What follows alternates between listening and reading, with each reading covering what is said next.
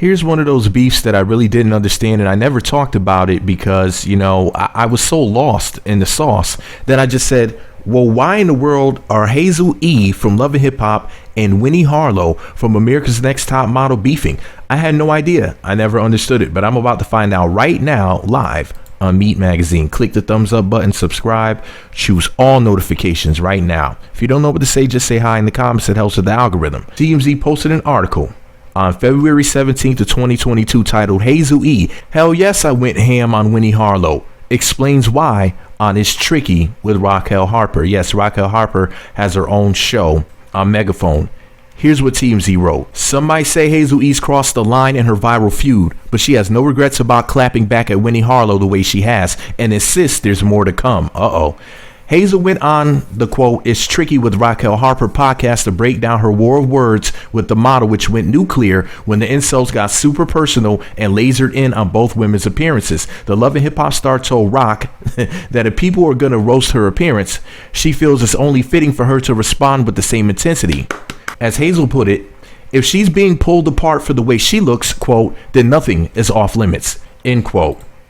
The rift with Winnie ratcheted up when light-skinned Keisha posted pictures back in 2019 saying Hazel E looked like Ernest P. Worrell from the Ernest movies. It was strictly their beef until Winnie commented on one of Keisha's posts with, quote, Keisha, no. Didn't seem like much, but it caught Hazel E's eyes real quick.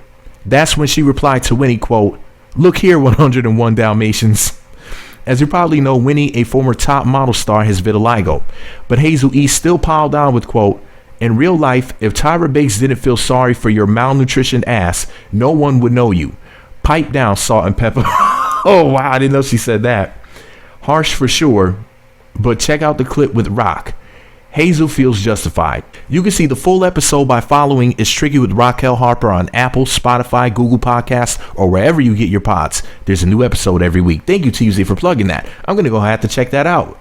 Click the thumbs up button, subscribe, choose all notifications. So let me know you made it all the way into the end of this video. The secret password to say in the comment section is all's fair or all is fair, because all is fair in love and war, right? I mean, think about it. Why would Winnie Harlow comment on something like that unless she wanted to smoke? And then y'all want to get mad when she gets smoked because she has vitiligo? Well, Hazel E, I mean, why is it okay to insult certain people's appearances but not others?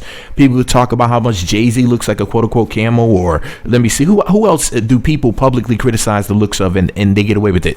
Flavor Flav is another one. People criticize his looks. Kodak Black, Tisha Campbell, aka Gina from Martin, Khloe Kardashian, Amy Schumer, and this is just to name a handful of people. And the pattern is that all of these people are either non-black women, black men, or light-skinned black women. The one group, well, or you can say two groups, that you can't make fun of and get away with are brown-skinned and dark-skinned black women. Basically, any black woman that's not light-skinned is off limits. Everybody else can get it. So if you're a brown to dark-skinned black woman, then we have to, quote, protect black women. But if you're light-skinned, you're just dark white. I've actually heard some of these crazy so-called sisters say that crap on YouTube, that light-skinned women are dark white. And that's extremely offensive and it's extremely stupid. We have to look out who's spreading these disgusting messages. Why are we able to talk crap about white women, Latina women, Asian women, light-skinned chicks, mixed chicks, black men, as long as they're straight, as far as we know? Because if we were going around criticizing the way the gay men look, then there would be an issue as well. So really, it's brown to dark skinned black women and gay black men and white men that we can't criticize, or really non-black men, really. So basically, all of the people that brown to dark skinned black women like, they're off limits. You see how they set up these rules? Listen, there's this whole thing about the, quote, golden sphere and the mixed women and everything, and the mixed and the light skinned women are finally figuring out that they look better than everybody. They're finally figuring out.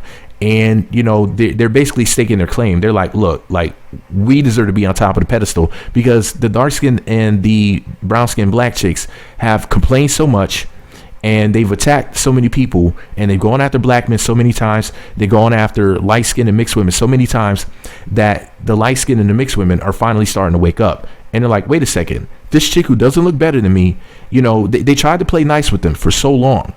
They played the game and, they let them attack black men for so long that these dark and brown and dark skinned black women have gotten so emboldened that now they're just like, F everybody. That is, it's really crazy. They're crying about this fake colorism. It's like, we don't live outside of America. If you're in America, the whole colorism thing, it's not really a real issue unless you mean colorism against light-skinned women. They're the ones who are actually being discriminated against, and it's not straight black men that are doing it. If you notice, see, this is the thing.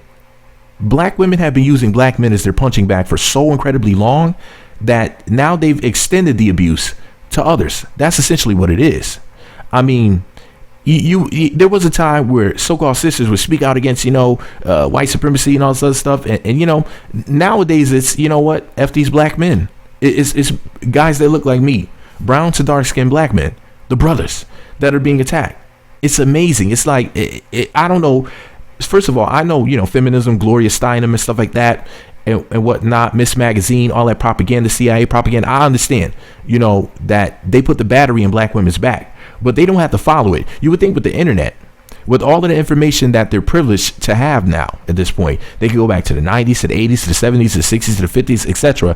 Find these old PDFs, all these documentations, old documentaries and whatnot. You can easily figure out where the origin of the problem was. And what it was that just like in the Garden of Eden, where you had the rainbow serpent come to Eve and, off of that apple, pomegranate, or whatever the real fruit was, or vegetable, or whatever, in the Garden of Eden.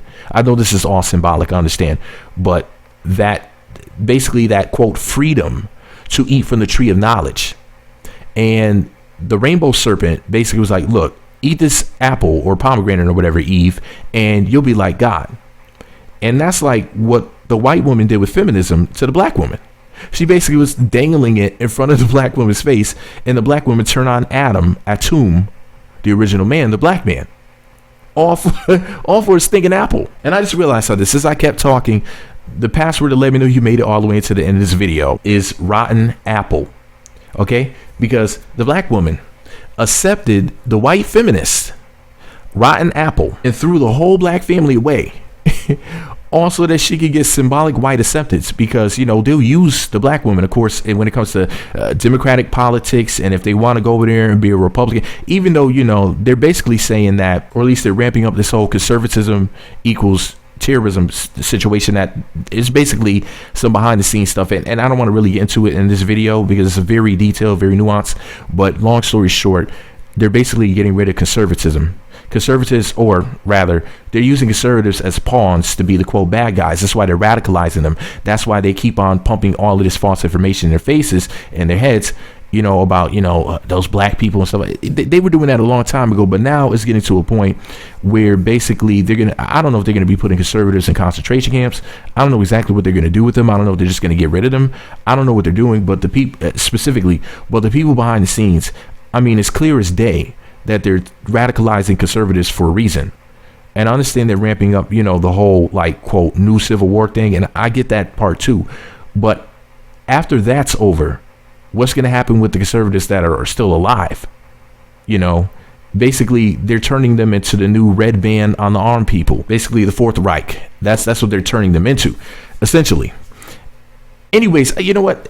Maybe I should make a different video about that. But long story short, because I'm just really going off on a tangent here, but shout out to all the beautiful light-skinned and mixed women and all the non-black women that don't play this game, and shout out to all the brown and dark-skinned black women that aren't playing this crap too.